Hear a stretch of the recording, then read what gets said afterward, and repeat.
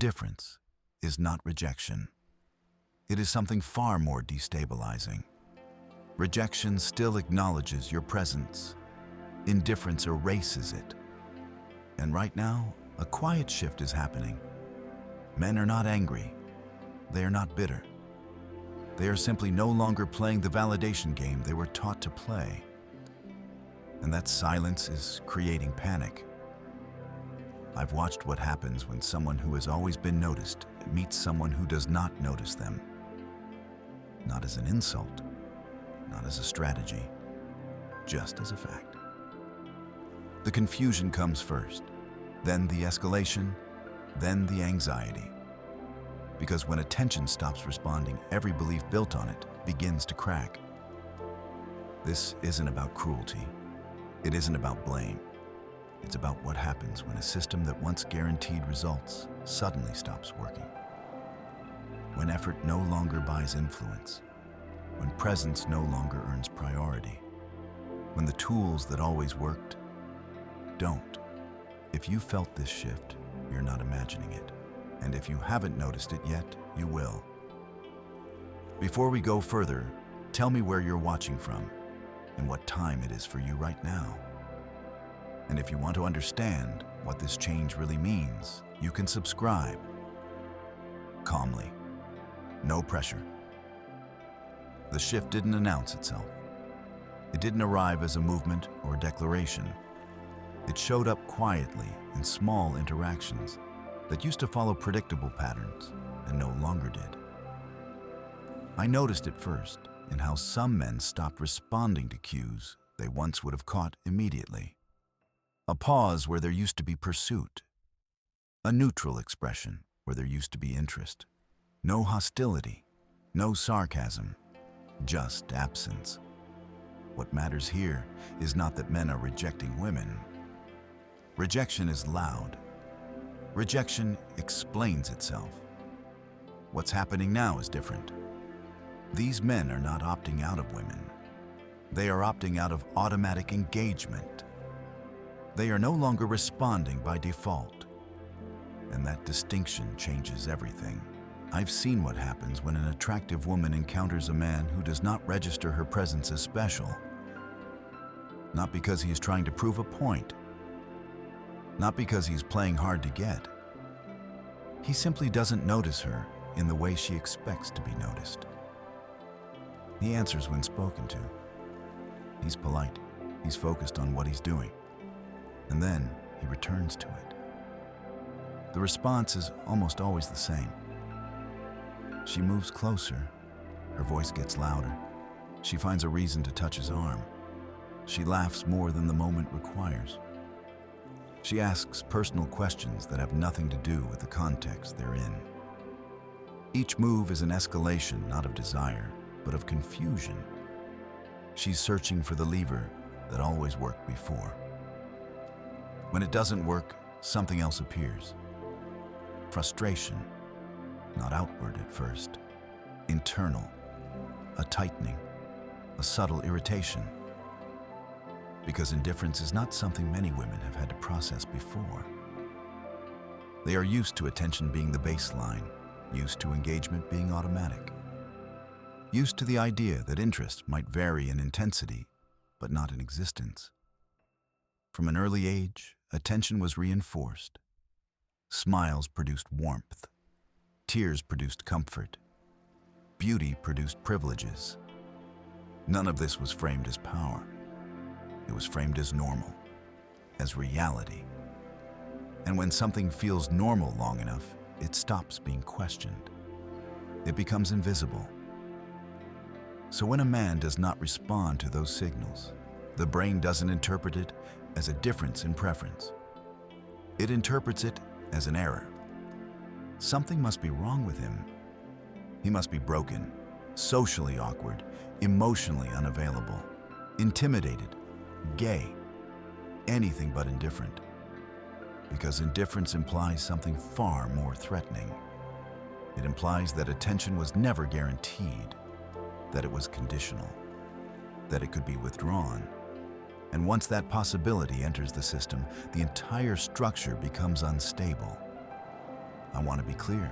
This is not about women being bad or men being good. This is about conditioning colliding with a new reality.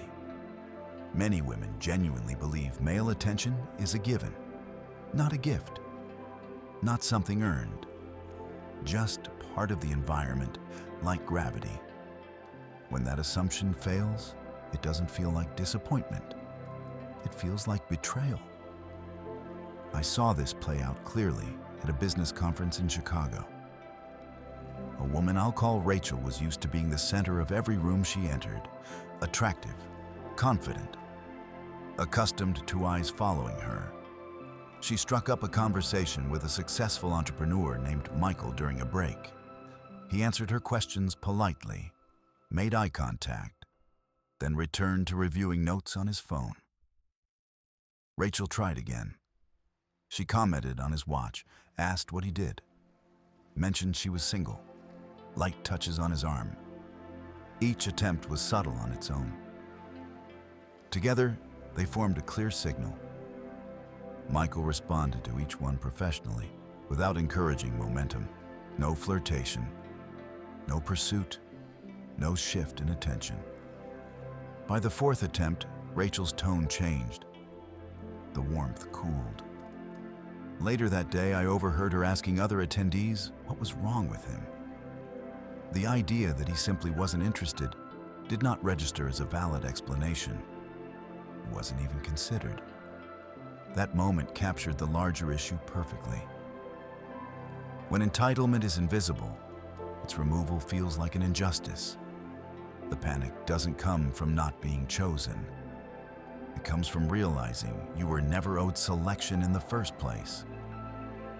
This is why the current frustration with so-called emotionally unavailable men is reaching a critical point.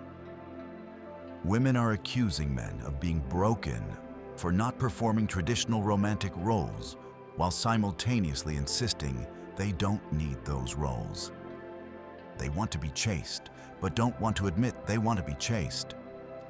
They want provision, but reject the idea of dependence. They want effort, but feel insulted by obligation. When men respond by saying, "Fine, then I won't chase. I won't overextend.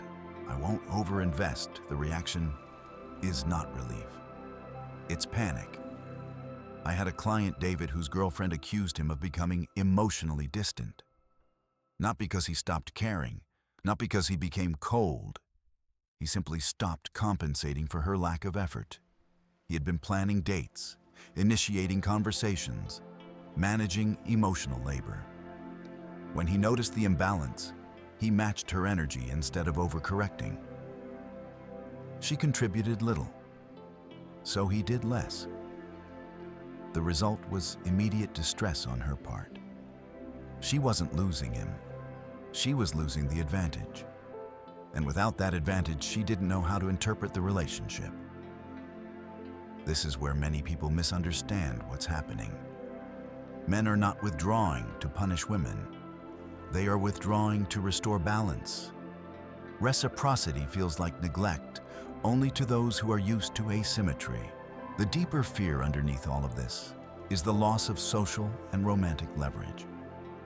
For decades, male attention functioned as a reliable form of currency. It could be exchanged for validation, status, security. Now that currency is depreciating.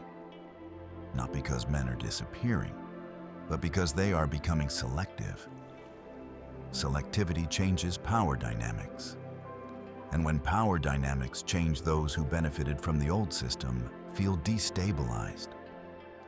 The panic you're seeing is not hysteria. It's adjustment shock. Indifference is not loud. It doesn't argue. It doesn't explain. It doesn't justify itself. That's why it's so effective. You can't negotiate with it. You can't shame it. You can't escalate your way out of it. You either adapt or you experience it as a wall you keep running into. And that wall is becoming more common.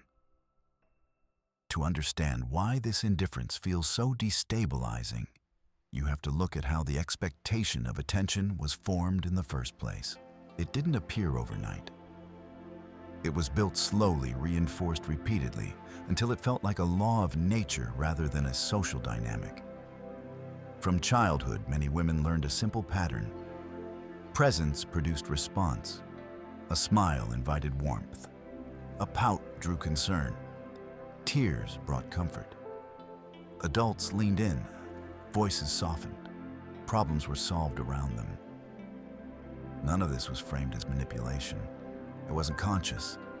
It was rewarded behavior-shaping perception. By adolescence, the pattern intensified. Attention followed them into rooms. Teachers were more patient. Boys were more eager. Doors opened more easily. Compliments came without request. Mistakes were forgiven quickly. The feedback loop was clear even if it was never verbalized. Existence itself generated interest. This is where the foundation was laid.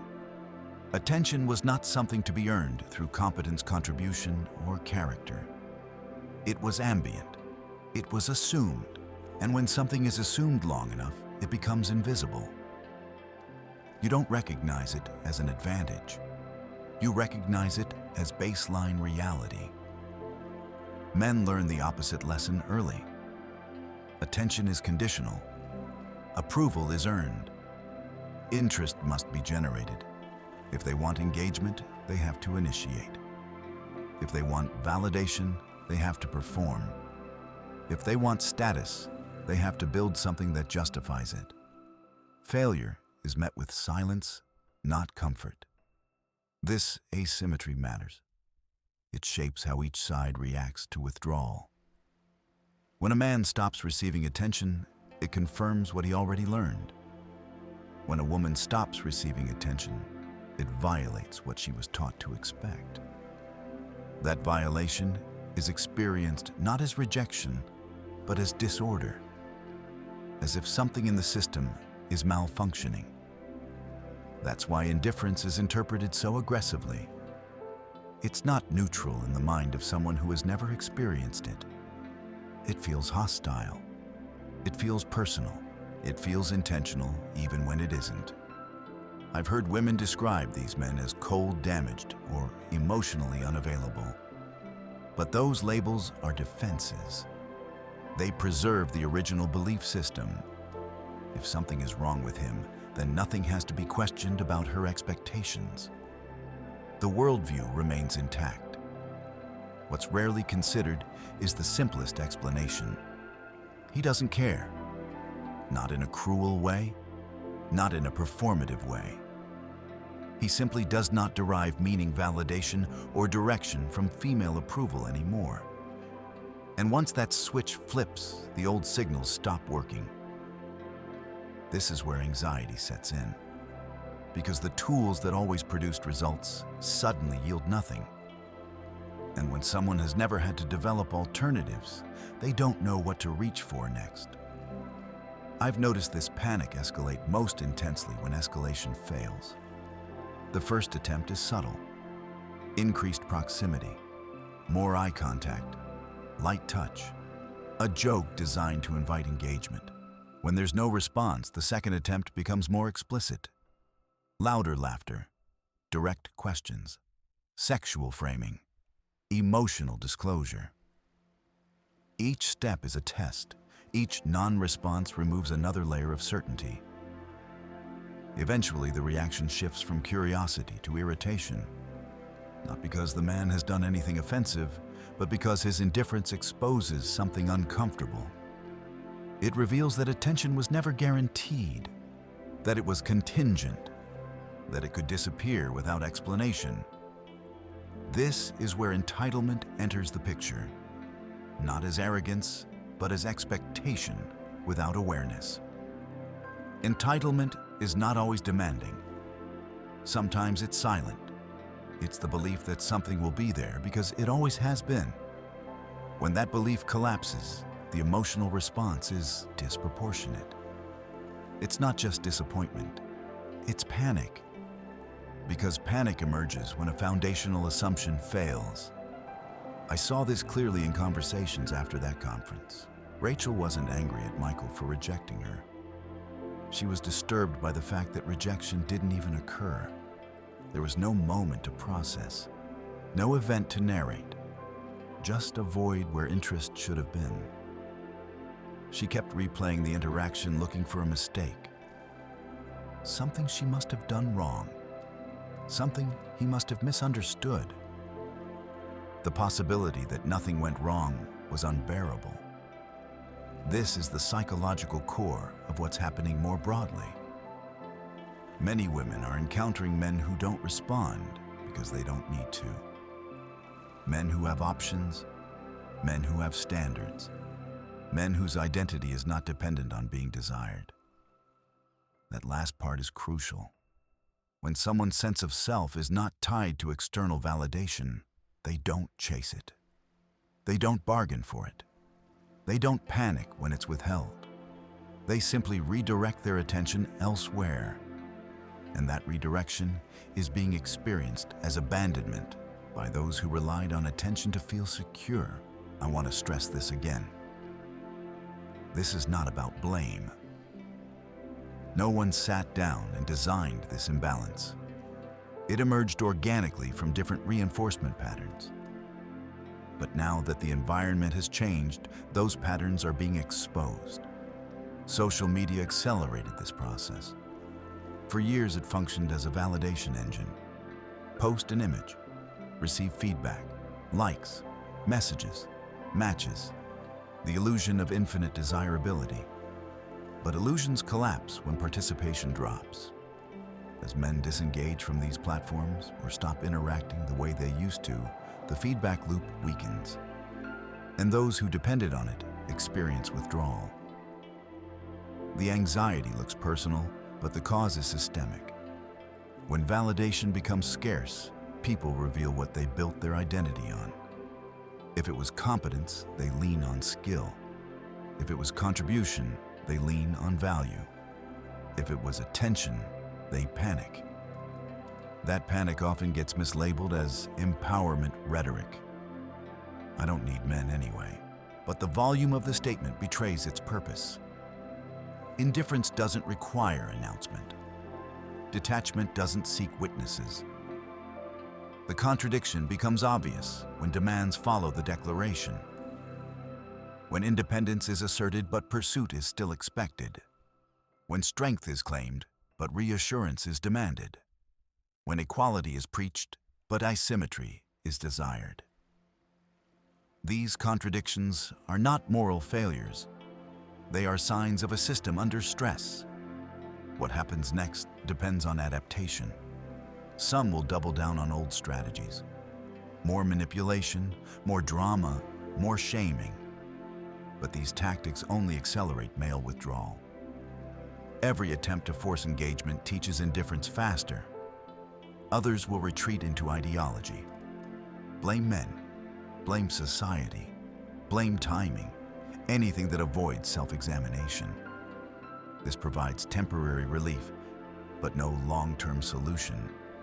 A smaller group will do something far more difficult.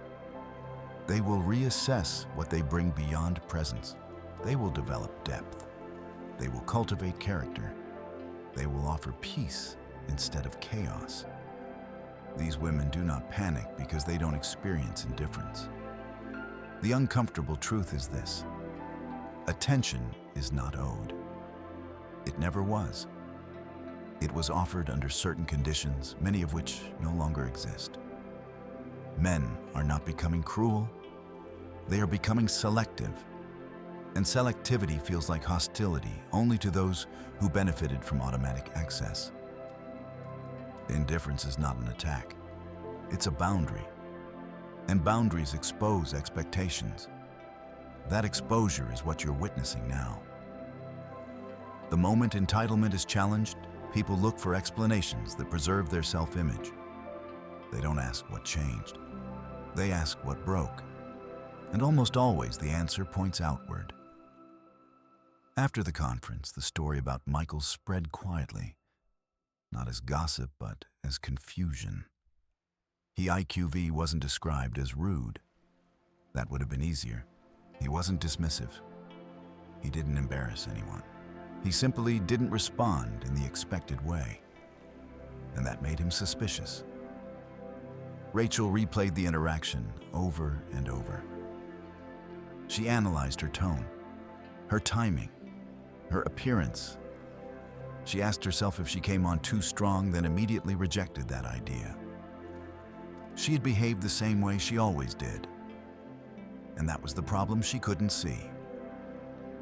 When a strategy has always worked, you don't consider it a strategy. You consider it normal behavior. You don't see it as leverage. You see it as personality. So when it fails, it feels like the world is malfunctioning, not your approach. This is where frustration starts to harden. I've watched women become angry at men who haven't done anything wrong. Not because they were mistreated, but because they were not centered. That distinction matters. Being ignored and being deprioritized are not the same thing. But to someone accustomed to default priority, they feel identical. This is why labels start appearing: emotionally unavailable, commitment phobic, intimidated, narcissistic. These words don't describe behavior. They describe discomfort. They are attempts to turn indifference into pathology. If a man is broken, then his lack of interest doesn't threaten the underlying belief that attention should exist. It protects the assumption that desire is automatic and universal. But here's the truth most people don't want to confront. A man who is stable, focused, and fulfilled does not experience female attention as a necessity. It's optional. It's additive at best. And when something is optional, it has to justify its presence. Michael wasn't resisting Rachel. He wasn't withholding. He wasn't proving dominance. He was busy. He had a purpose. His identity didn't hinge on whether a woman found him interesting. And that made him immune to escalation. That immunity is what feels threatening. I've seen the same pattern repeat in more intimate contexts. Relationships where women accuse men of pulling away, when in reality the men simply stopped overextending. They stopped filling silence, stopped initiating every interaction, stopped compensating for imbalance. When you remove overcompensation, you expose the true structure of a relationship. And that exposure is often shocking. One man I worked with described the moment clearly. He said, "I didn't change how much I cared. I changed how much I covered for her lack of effort." When he did, the relationship destabilized almost immediately. She accused him of losing interest. He hadn't. She accused him of being cold. He wasn't. He was present, just no longer performing. Performance is the invisible engine behind many dynamics. As long as one side keeps performing, the other side doesn't have to reflect. But performance is exhausting. And once it stops, the silence reveals who was carrying the weight. This is where panic enters again, because reciprocity feels like withdrawal to someone who was used to asymmetry. I want to pause on that point. Reciprocity is not neglect. Matching energy is not punishment. It's balance. But balance feels hostile when you're accustomed to advantage. That's why so many women describe these men as changing, as becoming different, as losing something. What they're really noticing is the absence of excess. Men are not becoming emotionally unavailable. They are becoming emotionally efficient. They are no longer investing where returns are minimal or negative. That calculation isn't bitterness, it's discernment. And discernment is quiet. This quiet recalibration is happening across social spaces, workplaces, dating apps, friend groups. Men who once chased validation are redirecting their energy toward things that compound. Careers, health, skills, brotherhood, hobbies, peace. Peace is underrated in this conversation. Many men have realized that a relationship that requires constant management is not a reward. It's a liability. And once that realization settles, tolerance drops sharply. That drop in tolerance is being interpreted as emotional distance. But distance implies separation. What's happening instead is non-engagement. Non-engagement doesn't argue. It doesn't justify. It doesn't explain. It simply doesn't show up. That's why it's so hard to fight. You can argue with rejection. You can process it. You can turn it into a story.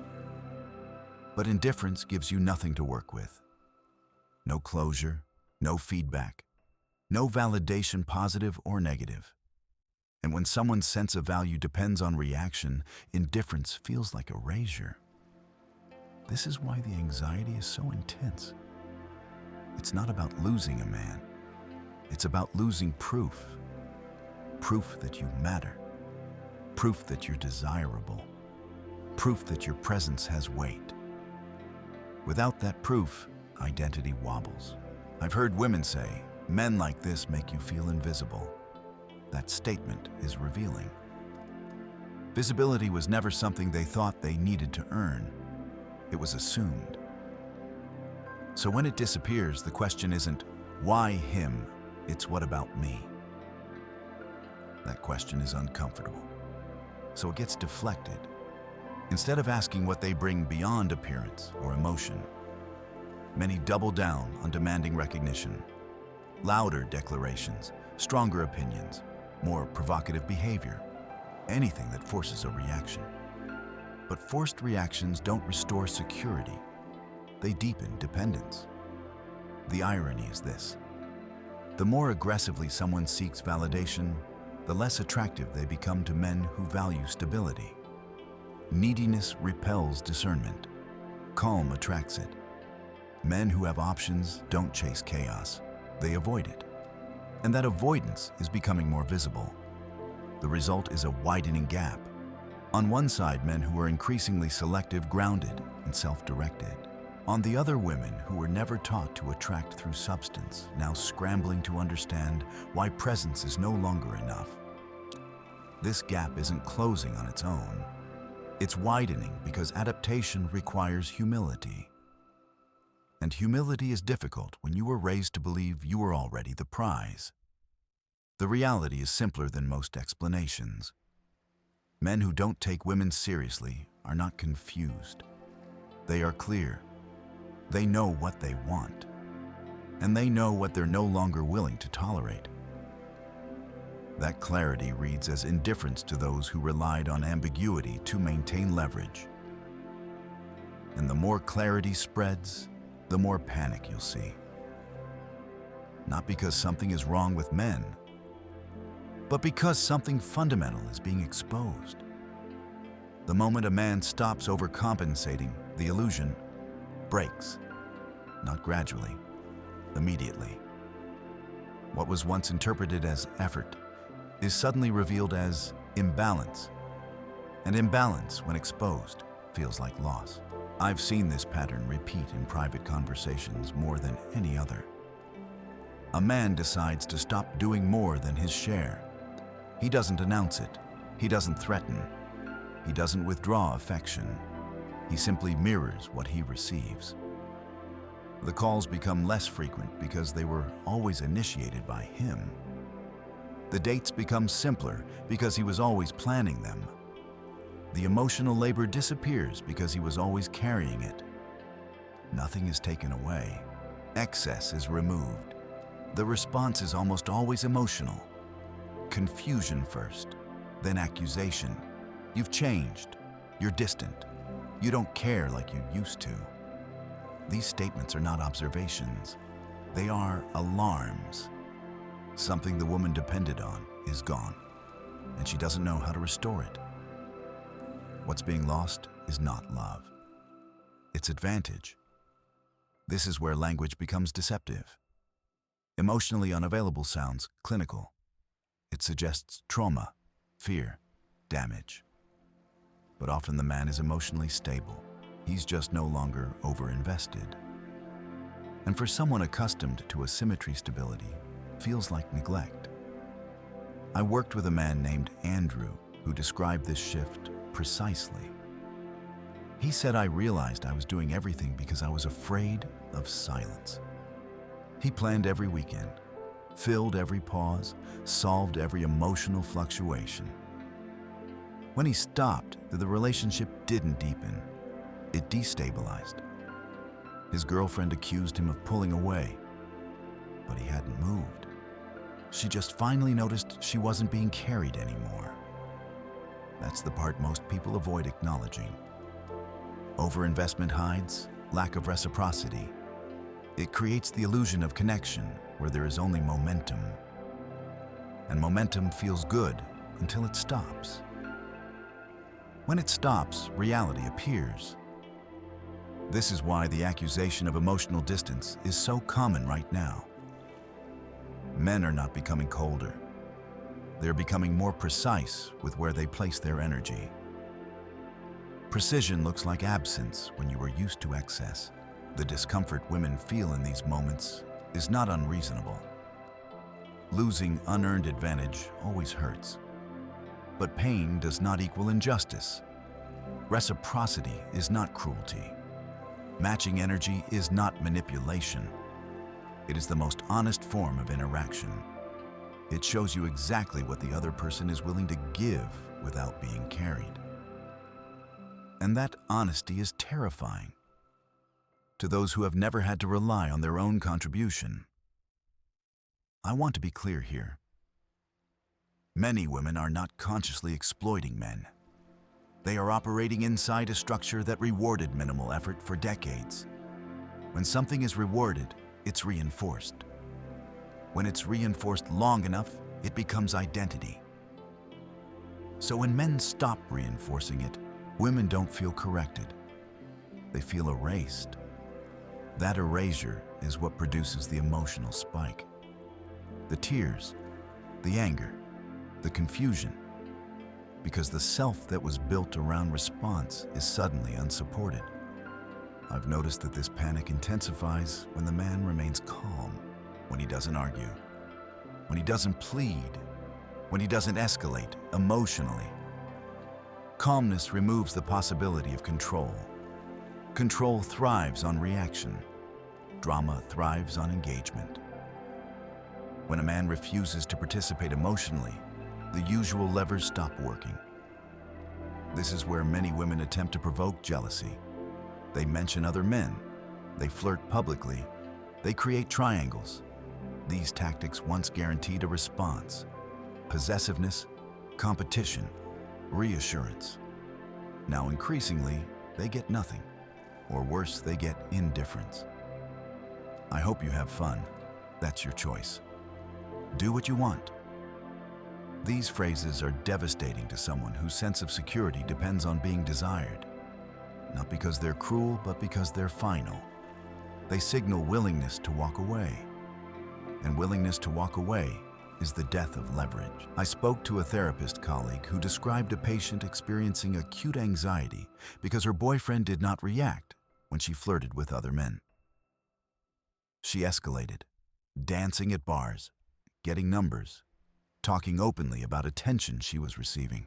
His response never changed. He didn't argue. He didn't compete.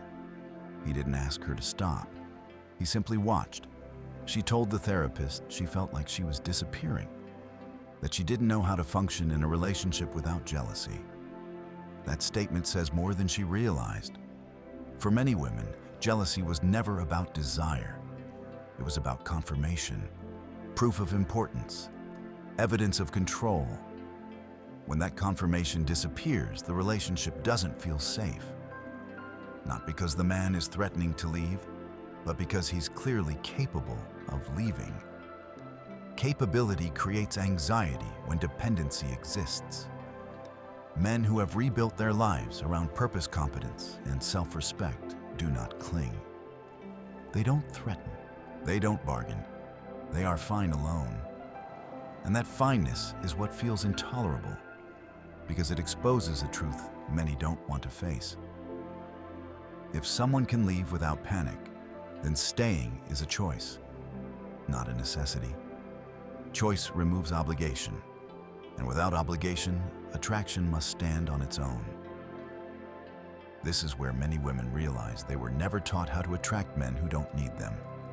They were taught how to trigger pursuit, not how to inspire commitment. Those are different skills. Triggering pursuit relies on scarcity, sexuality, and emotional volatility.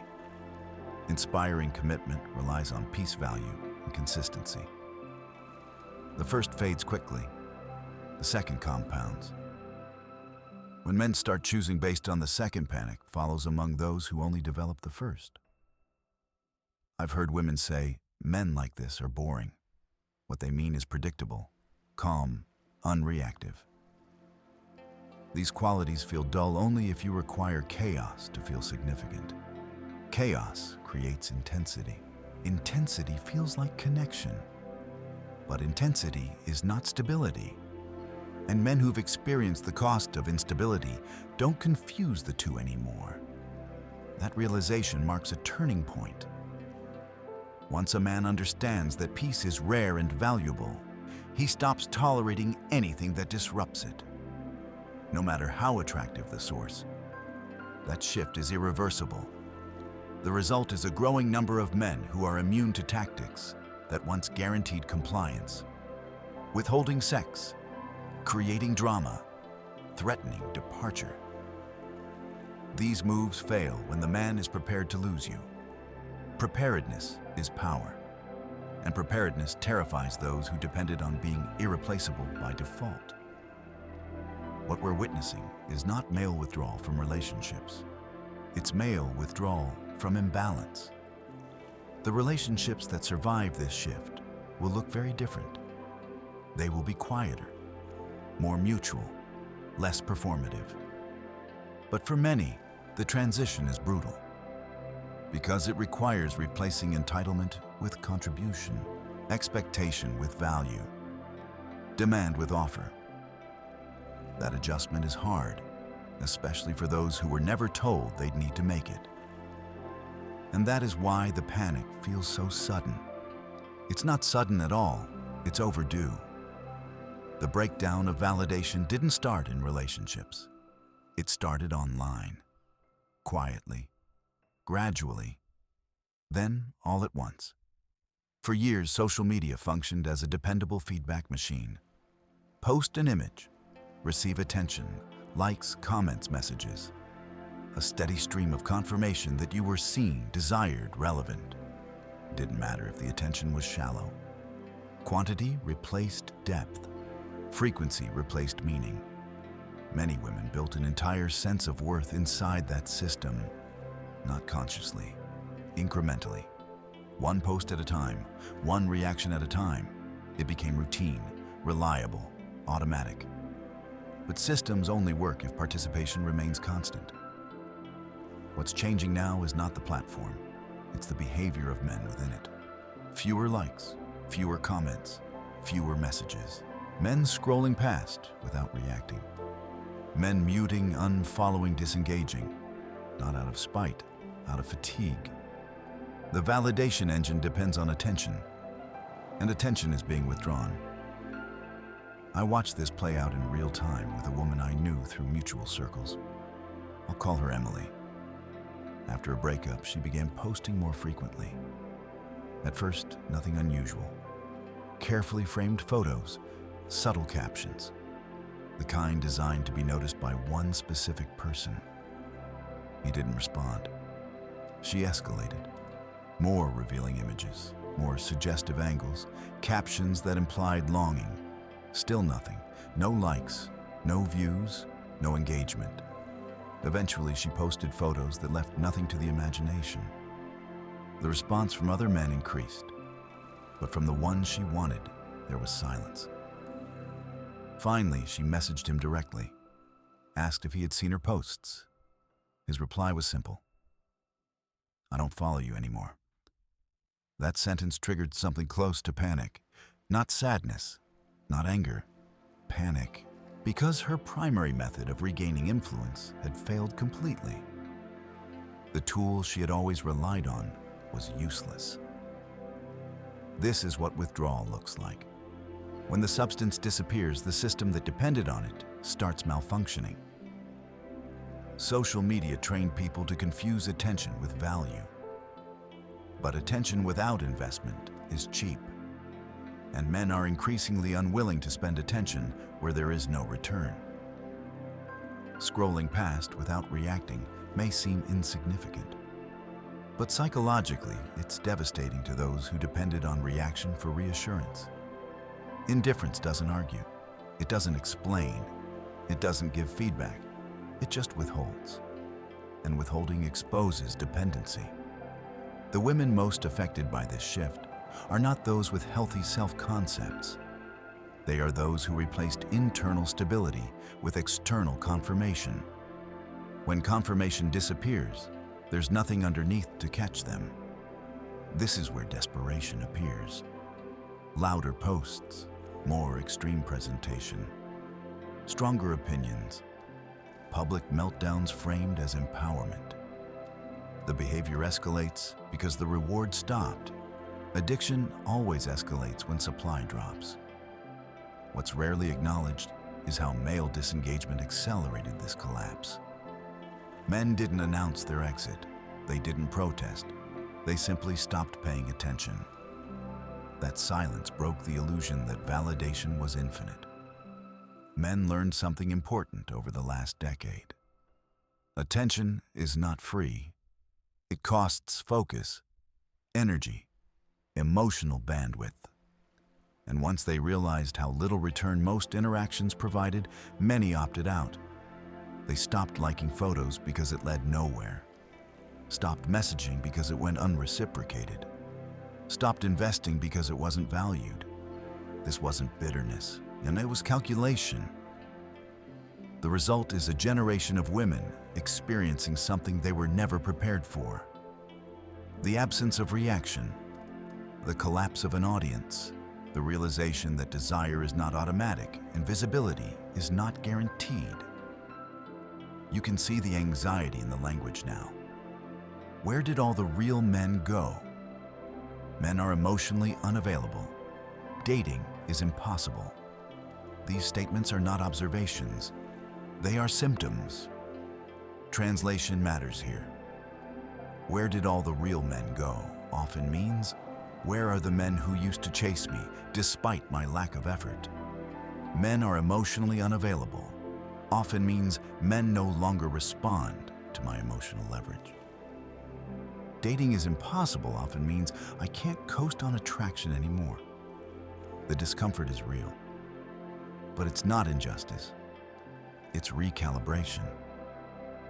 When social media validation disappears, people are forced to confront who they are without an audience, without applause, without constant reassurance. And that confrontation is unbearable for those who never built anything else. Men are not obligated to validate anyone. Attention is a choice, and increasingly it's being invested elsewhere. Gaming, fitness, skills, friendships, purpose. These offer something social media never did: progress, mastery, peace. The more men experience fulfillment outside validation, the less they return to the old economy of attention. And the more that economy collapses for those who depended on it. This collapse is not evenly distributed. Women who developed personality competence and emotional stability adapt. They don't need likes to feel grounded. They don't panic when attention fluctuates. But women who outsourced self-worth to reaction experience withdrawal. And withdrawal always looks like crisis. What makes this particularly destabilizing is that there is no villain, no one to blame. Men didn't take something away. They just stopped giving it for free. You can't shame someone into desiring you. You can't argue someone into engagement. You can't guilt someone into attention. Indifference is immune to pressure.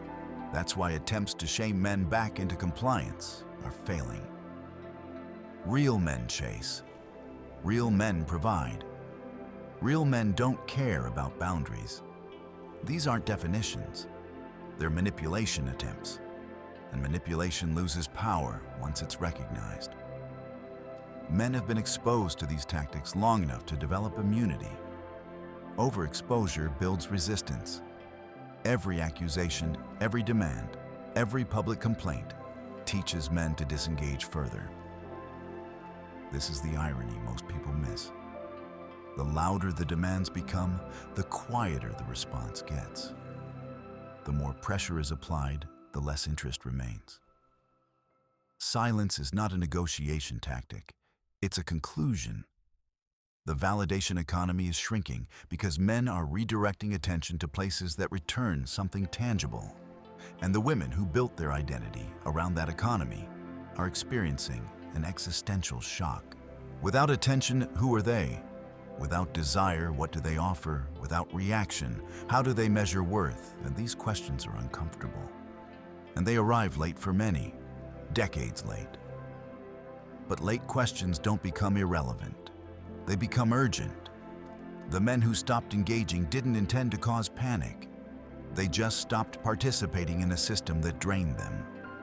The panic is a side effect, not a goal. And that panic will intensify before it subsides, because the system isn't coming back. When validation disappears and escalation fails, people reach for control, not consciously, instinctively. Control feels like safety when influence is slipping away. And for a long time, many women were taught directly or indirectly that control in relationships came from a predictable set of tools: sex, emotion, guilt, drama, threats of withdrawal. These tools worked because men were invested, because they cared about being chosen, because they feared loss. Once those fears diminish, the tools lose their force. And when tools fail, the panic sharpens. I've watched this happen in real time. A woman flirts with other men to provoke jealousy. No reaction. She escalates. Public displays, numbers exchanged, stories shared deliberately. Still no reaction.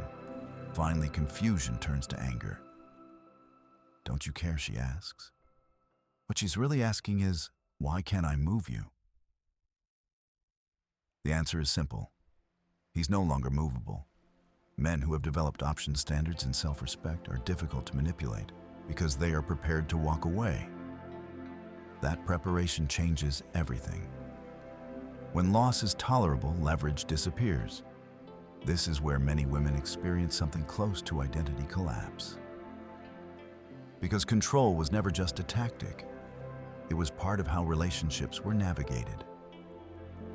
When that navigation system fails, they don't know how to proceed. I spoke with a therapist who described a female patient experiencing severe anxiety because her boyfriend refused to react to jealousy games. She danced with other men. He smiled. She accepted drinks. He shrugged. She talked openly about attention she was receiving. He said, "I'm glad you're having fun." There was no confrontation, no possessiveness, no emotional spike. She told the therapist she felt invisible, not unwanted, invisible. That distinction matters. Being unwanted can be rationalized. Being invisible cannot. It suggests irrelevance, and irrelevance is terrifying to someone whose sense of worth is externally anchored. What's happening in these moments is exposure. When manipulation fails, the actual person is revealed. No tactics, no leverage, just presence. And for many, that presence feels insufficient. This is why accusations become more extreme as control erodes. Men are labeled misogynistic for having preferences, predatory for dating younger women, insecure for maintaining boundaries. These labels are not analysis. They are attempts to shame men back into compliance. But shame only works on people who care about approval. And men who have already opted out of the validation game are immune. The realization that shaming doesn't work is deeply unsettling. because it was one of the last remaining tools. When even moral pressure fails, there's nothing left to push with. This is where desperation turns inward. Anxiety, depression, confusion. The system that once guaranteed results is gone, and no alternative has been developed. Many women were never taught how to attract men who don't need them. They were taught how to manage men who do. Those are fundamentally different skills. Managing relies on leverage. Attraction relies on value. Value is quiet. It doesn't demand. It doesn't threaten. It doesn't escalate. It invites.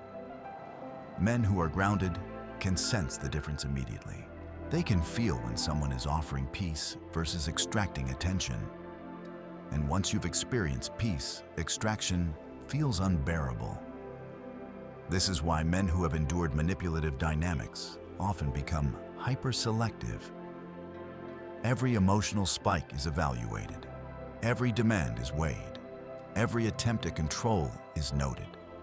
Not with anger, with distance. Distance is the natural response to perceived cost, and cost-benefit awareness is increasing. The exposure of insecurity when manipulation fails is brutal. Crying doesn't work. Anger doesn't work. Sexual availability doesn't work. Threats don't work. What's left is the self, and many discover they never invested in developing one. This isn't cruelty. It's consequence. People who built their relational power on unstable foundations experience collapse when conditions change. The collapse feels unfair only if you believe the foundation was permanent. It never was. Men are not obligated to respond to tactics. They are not required to be moved by emotion. They are allowed to choose calm over chaos. And more are doing exactly that. The men being labeled emotionally unavailable are often emotionally regulated. They don't spike. They don't spiral. They don't overreact. They observe. They decide. That decision-making process feels cold to those who depended on emotional volatility to maintain influence. But regulation is not absence. It's control of self. And self-control dismantles external control. This is why the narrative of broken men is so persistent. It allows avoidance. If men are damaged, then nothing needs to change on the other side. If men are the problem, then the strategy remains valid. But the strategy is what's failing. I've noticed something important in men who are immune to manipulation. They don't argue their boundaries. They don't defend their preferences. They don't explain themselves endlessly. Explanation invites negotiation. Negotiation invites pressure. They simply act. They leave when dynamics feel unhealthy. They disengage when respect drops. They invest where peace exists. And that behavior sets a standard without a word being spoken. That standard creates anxiety in those who relied on ambiguity, because ambiguity allowed room to maneuver. Clarity closes doors. The panic you're seeing is not about men becoming unkind. It's about men becoming clear. Clear about what they will tolerate. Clear about what they value. Clear about what they will no longer engage with. Clarity removes leverage. And without leverage, many women don't know how to relate. This doesn't mean adaptation is impossible.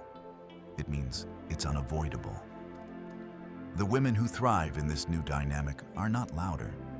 They are steadier. They don't compete for attention. They offer value without demand.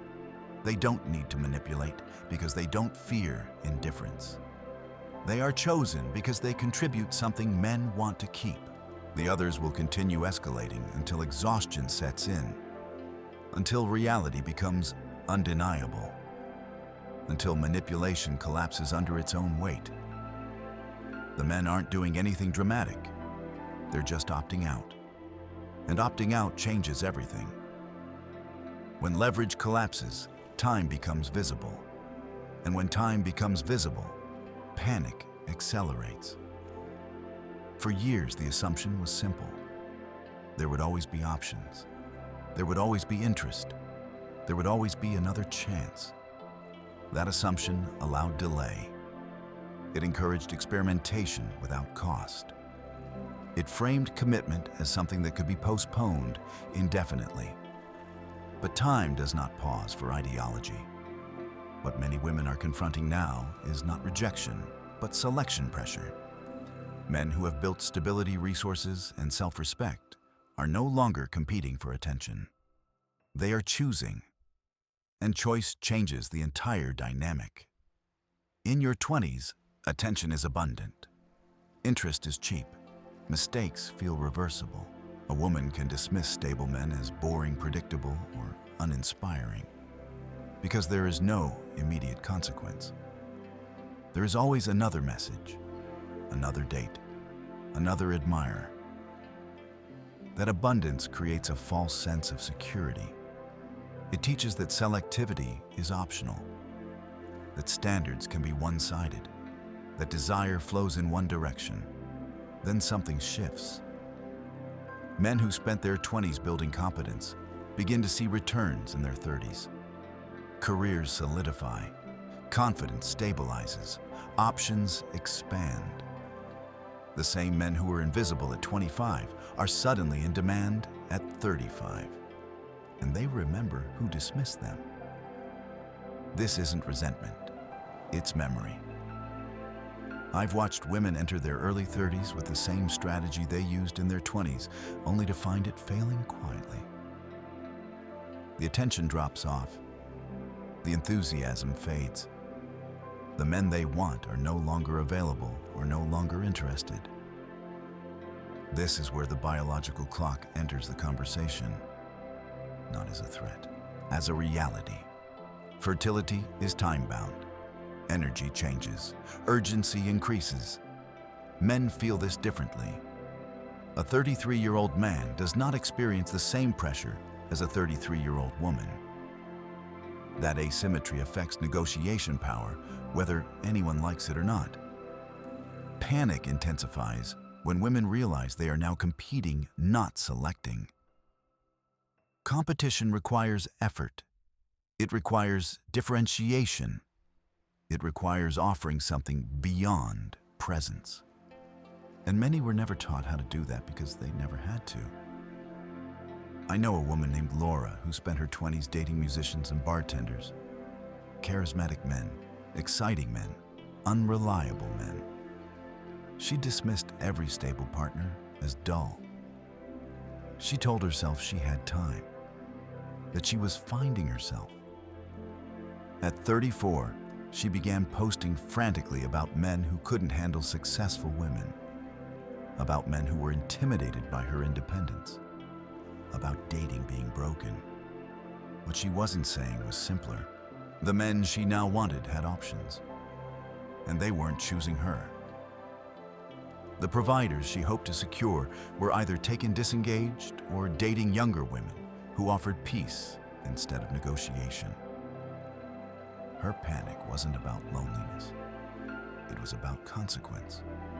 Consequences are unbearable when you were promised immunity. This is where entitlement recalibration becomes brutal. Women who never had to develop depth beyond appearance are discovering that appearance depreciates. Meanwhile, men's value often appreciates with time. Resources increase. Confidence compounds. Experience sharpens discernment. The same man rejected at 25 is now out of reach at 35. Not because he changed, because the market did. That realization produces a specific kind of panic. Not fear of being alone, but fear of having misallocated the most valuable asset you had. Youth, time, fertility, attention. Men experience this differently. Their 20s are often investment years. Low return, high effort. By their 30s, the return begins. That trajectory creates calm. Women facing the opposite curve experience urgency. Urgency changes behavior. Suddenly, women who rejected traditional roles begin seeking traditional provision. Women who mocked stability now crave it. Women who valued independence now want support. The shift is abrupt because the pressure is real. But men see the pattern. They recognize when they are not first choice, but last resort. They recognize desperation disguised as desire. They recognize strategy shifts driven by scarcity rather than genuine connection. That recognition makes men cautious. This is why attempts to suddenly settle down often fail. The timing reveals the motivation. Men don't want to be chosen because options ran out. They want to be chosen because value was recognized. This is where the contradictions explode. Women want traditional outcomes without traditional inputs. They want provision without appreciation, commitment without cooperation, stability without sacrifice. Men who can provide are not confused by these demands. They simply decline them. And that decline is experienced as cruelty by those who believed it was guaranteed. The data reinforces this shift. Dating app statistics show matches for women declining sharply after 30, while men's increase. Men their age are matching with younger women. Preferences are being exercised openly. The narrative that men become more desperate with age is collapsing. Reality is visible now, and reality is unforgiving.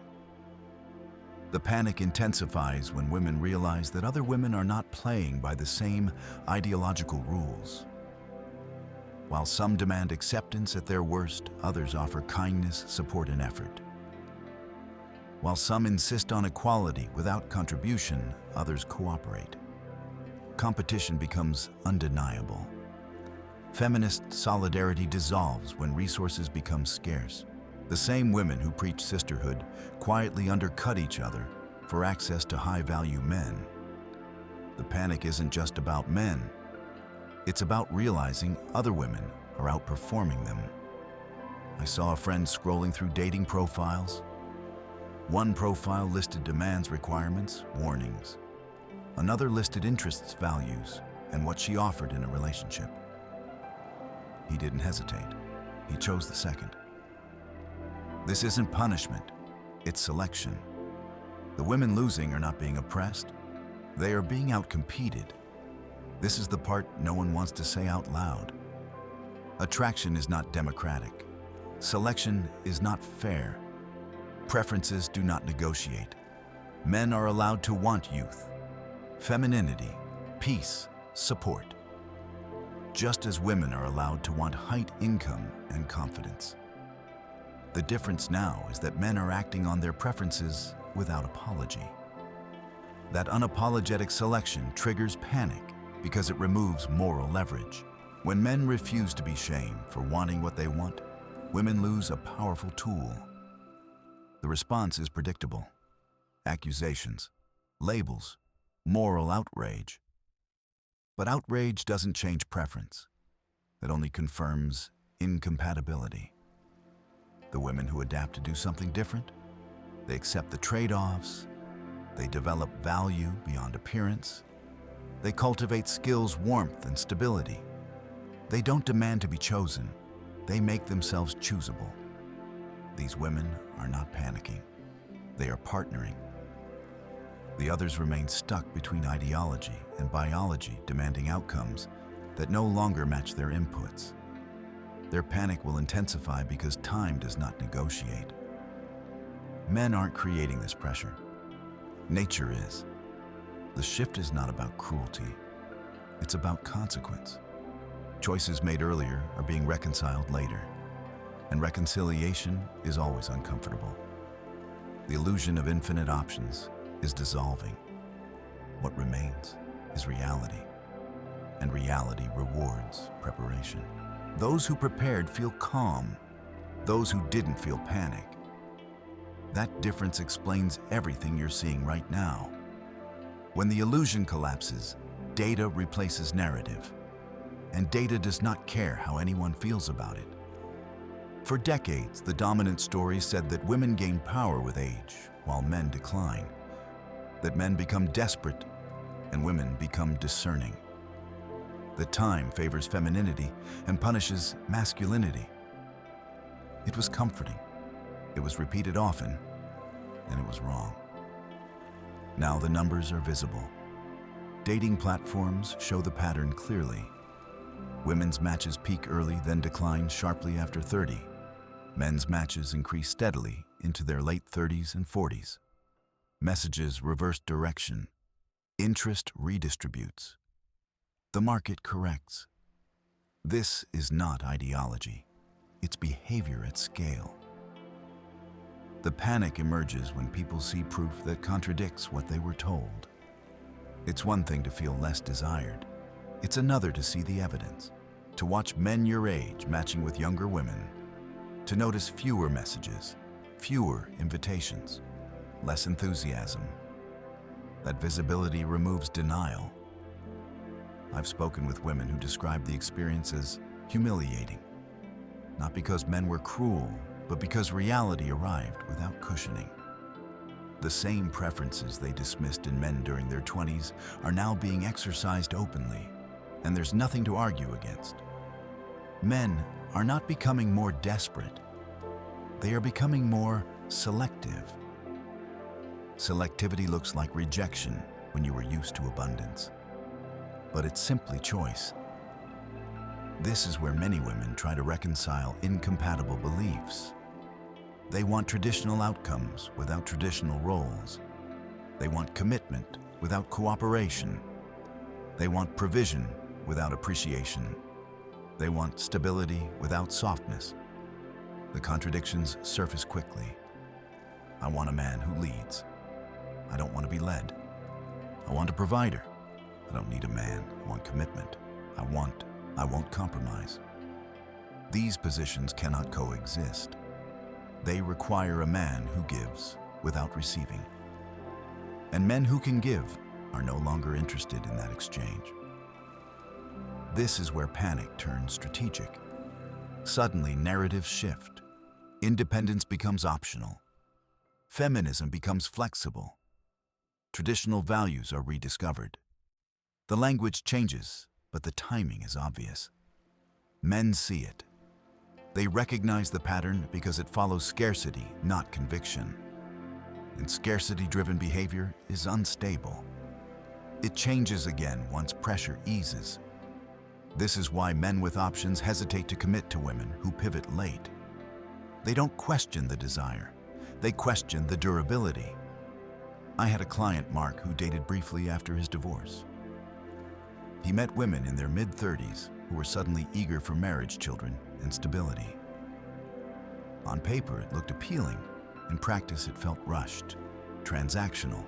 He told me, "It feels like I'm being chosen because the clock is loud, not because I am." That distinction matters. Men want to be wanted, not needed. Need creates obligation. Want creates desire. Obligation drains. Desire energizes. The women panicking now often confuse the two. The market correction is exposing something else as well. Cooperation matters. Pleasantness matters. Peace matters. Men are not selecting based on ideology. They are selecting based on experience. A woman who brings calm will outcompete a woman who brings demands, even if the latter is more attractive. Because attraction fades, experience compounds. This is why competition between women becomes intense once attention becomes scarce. The myth of collective solidarity dissolves quickly under pressure. When resources are limited, behavior reveals priorities. I've seen women who publicly preached empowerment privately sabotage each other, flirt with each other's partners, undermine reputations, withhold support. The same women who claimed sisterhood suddenly act alone. Panic does that. It strips pretense. The realization that other women are not following the same ideological rules is destabilizing. While some demand acceptance without effort, others offer kindness, adaptability, and appreciation. Those women win quietly. Men don't announce their reasons. They don't argue. They just choose. And choice, once exercised, doesn't explain itself. This is where accusations escalate. Men are called shallow for dating younger women, insecure for wanting femininity, predatory for wanting children. These accusations are emotional responses to lost leverage. Preferences are not attacks. They are filters. Women have always filtered men. Height, income, confidence, ambition. That filtering was celebrated. Men doing the same is now being framed as oppression. The double standard is obvious to anyone paying attention. Men are allowed to want what they want. Once that reality is accepted, the panic loses its target. There's no one to blame, no system to protest, no behavior to shame. Only adaptation remains. Some women adapt. They invest in character. They develop skills. They cultivate warmth. They learn to contribute rather than demand. These women do not experience panic because they remain competitive. Others resist. They double down on narrative. They call the market unfair. They insist reality should adjust to them. It doesn't. Reality never does. The men who are choosing now are not cruel. They are rational. They have evaluated the cost of modern relationships and decided to engage selectively. They are no longer impressed by presence alone. They are no longer moved by labels or outrage. They want peace, and peace is scarce. This is why men who can provide, lead, and commit are increasingly cautious. They know what chaos costs. They've paid it before.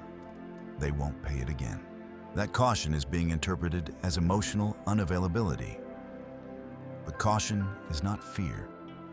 It's memory. Men remember the drama, the manipulation, the imbalance. They remember being shamed for boundaries.